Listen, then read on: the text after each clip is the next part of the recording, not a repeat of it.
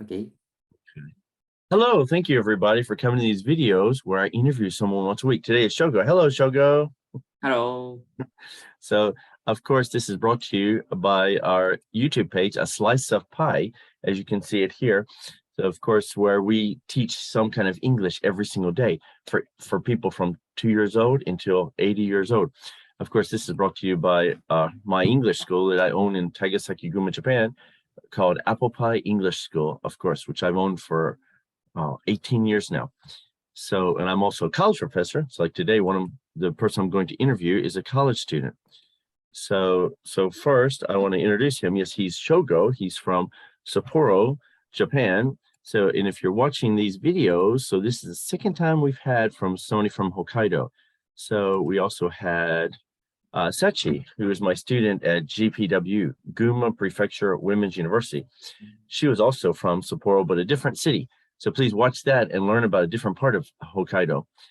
So it's near Sapporo, but it's not the main city.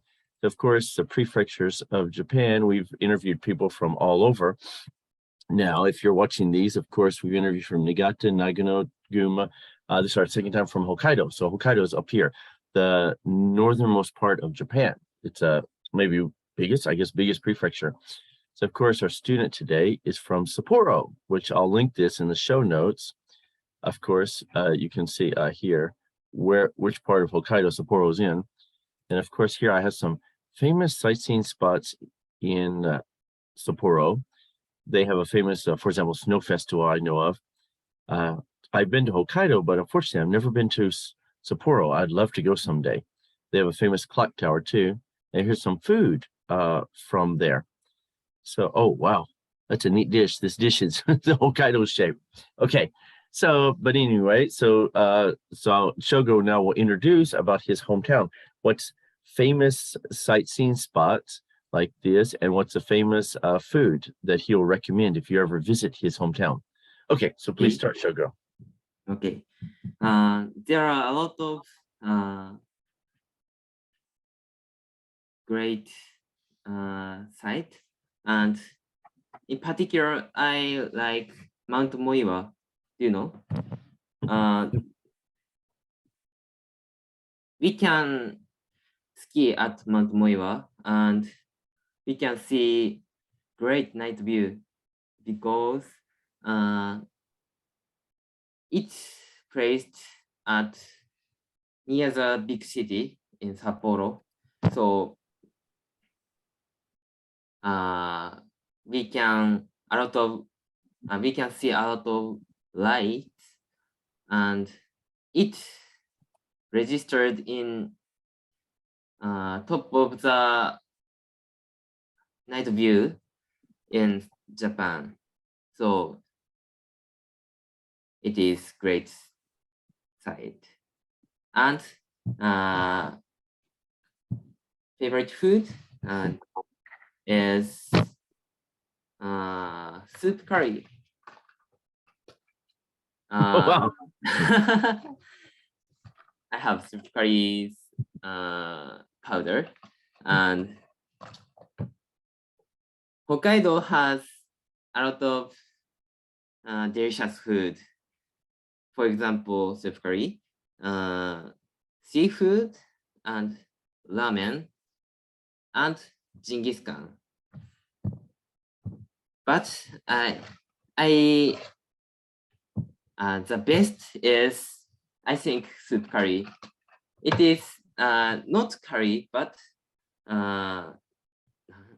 soup curry. It is soup curry.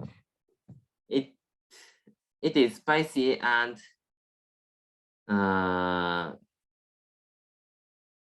very, very tasty. So I like this. Well, thank you. Yeah, so good. So if you're following along with these interview series, we always have 5 parts, of course. In the first part, I introduce who I'm going to interview and where they're from. And the second part, like he just did, explain about famous food or sightseeing spot in his hometown. And then this third part, which I'm going to do now, is why I invited him. So I invite once a month, I invite a college student, and also once a month, I invite either one of my adult students or a parent of one of my kid students to be interviewed about why, how they study and study advice and how to be better, of course. But in this third part, I'll explain why I invited them. In the fourth part, they'll give us some study advice. And in the fifth part is how to be better, how they'll be better this year. So now for the third part, so why did I invite Shogo? So I have actually his grades here, yes. So he's sorry, he's a student at TCUE, so Takasaki City University of Economics, and he's quite good. Actually, in his class, he was the best student. Yeah, I was making sure to double check. Yes, he got 92% overall. So, and not only was he great, but I was looking across, yeah, almost some students do good on one thing and then cover up another bad thing, but almost everything, right? I don't think across the board, I think whole semester he got like 85 to 90%. He didn't have any weaknesses the whole semester, which is amazing. That's the main reason I wanted to invite him. Okay, so now with this fourth part, so study advice, he will teach us what makes him such a good student. Yeah, I always study with some people. For example,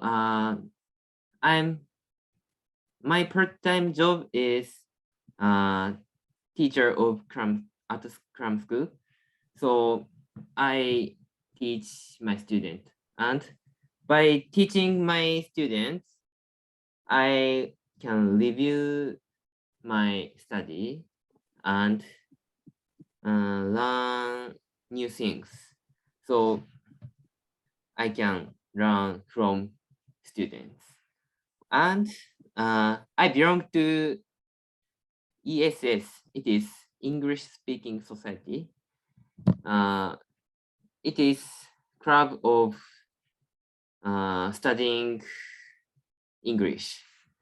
So I always speak English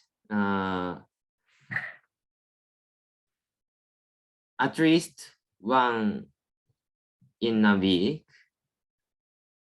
So it is my studying hint. I study with some people.